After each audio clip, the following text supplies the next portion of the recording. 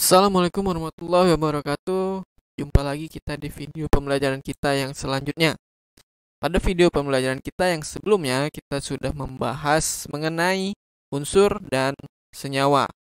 Nah, ada satu lagi bagian dari materi yang akan kita bahas, yaitu pada video pembelajaran kali ini, yaitu campuran. Langsung saja. Campuran sendiri adalah suatu materi yang terdiri atas dua zat atau lebih yang masih mempunyai sifat zat asalnya. Jadi kalau kita ibaratkan dengan senyawa dan unsur kemarin, campuran ini adalah gabungan dari beberapa senyawa. Senyawa adalah gabungan dari beberapa unsur. Jadi kalau kita ibaratkan kemarin ya. Jadi kalau ada unsur, senyawa, dan campuran, yang paling besar adalah campuran.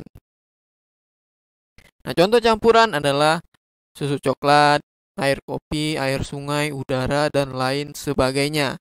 Di sini disebutkan bahwa campuran itu masih mempunyai sifat zat asalnya. Dia terdiri atas dua zat atau lebih. Air kopi, ya, itu terdiri atas air, zat air, dan kopi. Jadi ada dua zat. Nah, zat asalnya sifat air adalah cair. Nah, air kopi sama juga zatnya cair. Berarti dia sifatnya sama seperti zat asalnya. Kopi rasanya pahit, air kopi sama juga rasanya pasti pahit kalau tidak diberi gula. Campuran terbagi atas dua jenis, campuran homogen dan heterogen. Keduanya akan kita bahas di video kali ini. Campuran homogen bahasa lainnya larutan. Jadi kalau ada yang sebut larutan, nah berarti dia campuran homogen. Ya, larutan.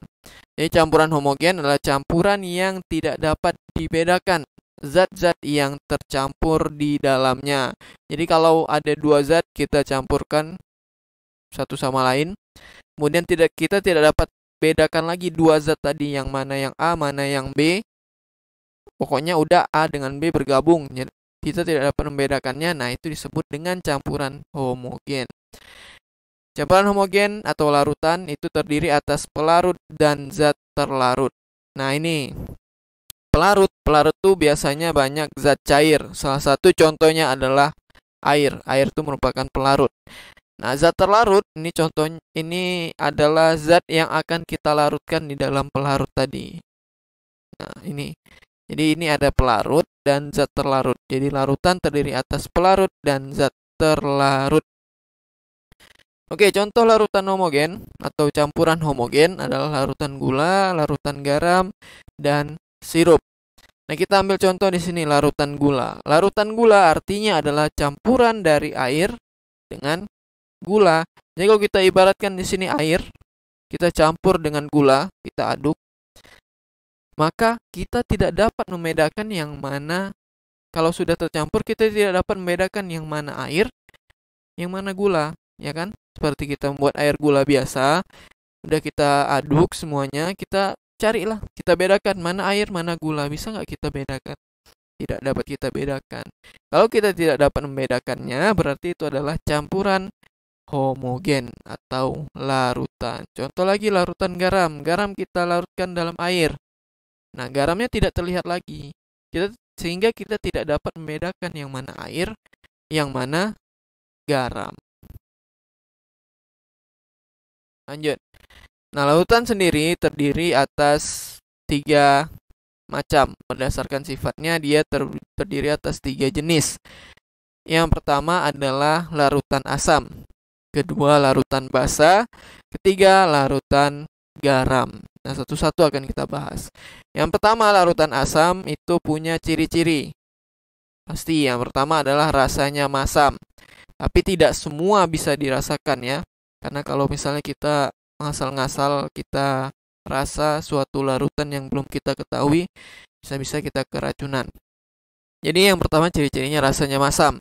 Hanya yang boleh dimakan dirasa. Kemudian dapat menimbulkan korosi. Nah, korosi di sini adalah perkaratan. Jadi asam itu dapat menimbulkan perkaratan atau korosi, ciri keduanya.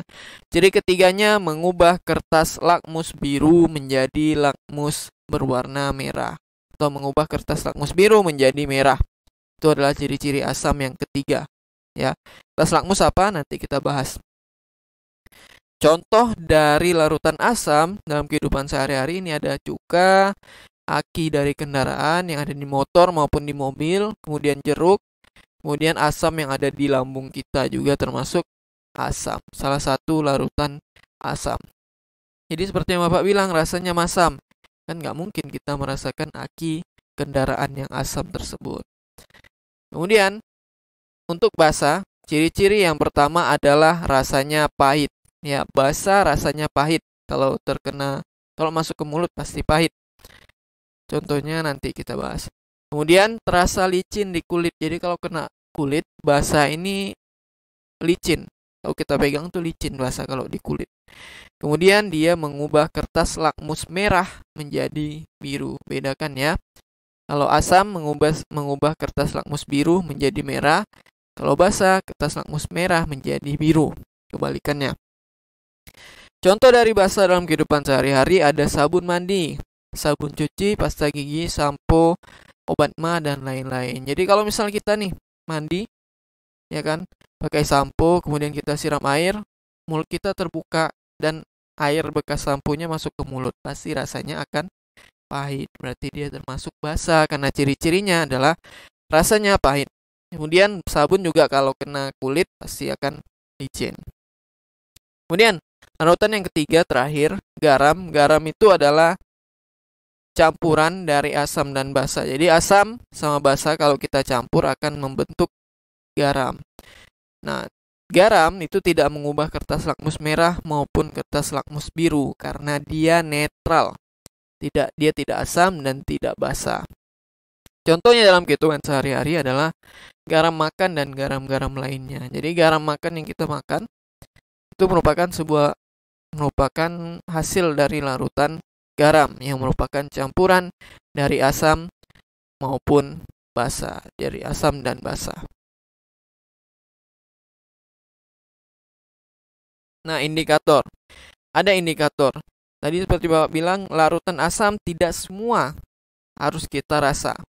Nah, supaya kita tahu bahwa dia merupakan larutan asam tanpa kita perlu merasakannya, maka digunakan yang namanya indikator. Jadi indikator adalah senyawa yang dapat menunjukkan perubahan warna apabila bereaksi dengan asam maupun basa. Nah, karena asam sama basa tadi kalau dirasa dapat membahayakan, maka dia menggunakan indikator saja. Jadi tidak perlu dimasukkan ke lidah.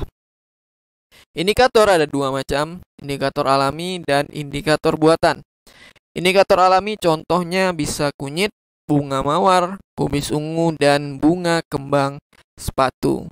Ya, ini kunyit, ini bunga kembang sepatu. Jadi hasilnya kalau misalnya kunyit atau bunga kembang sepatu kita celupkan ke dalam asam maupun basa, hasilnya seperti ini. Ya. Jadi larutan kalau misalnya dia asam, kita celupkan ke kunyit, warnanya kuning cerah, kunyitnya berubah. Larutan asam kita celupkan ke kembang sepatu, warnanya berubah menjadi merah cerah.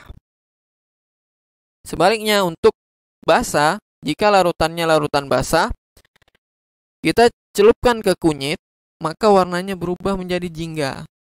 Ya. Kalau celupkan ke kembang sepatu berubah warna hijau, berarti dia basa. Oke, itu untuk indikator alami yang terbuat dari alam. Kemudian indikator buatan, indikator yang dibuat oleh manusia. Salah satu contohnya tadi kertas lakmus. Nah, kertas lakmus ada dua. Yang pertama kertas lakmus warna merah atau lakmus merah.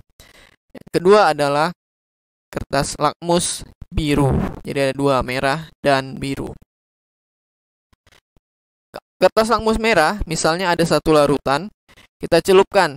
Nah, lakmus merahnya tetap merah. Nah, berarti itu menandakan bahwa larutan tersebut sifatnya asam. Tapi kertas lakmus merah kita celupkan lagi ke satu zat cair atau larutan, ternyata kertasnya berubah warnanya menjadi agak biru seperti ini. Maka dia adalah larutan basa. Itu untuk lakmus merah. Untuk lakmus biru, kalau misalnya kita celupkan ke sebuah larutan, ternyata lakmus birunya berubah menjadi merah.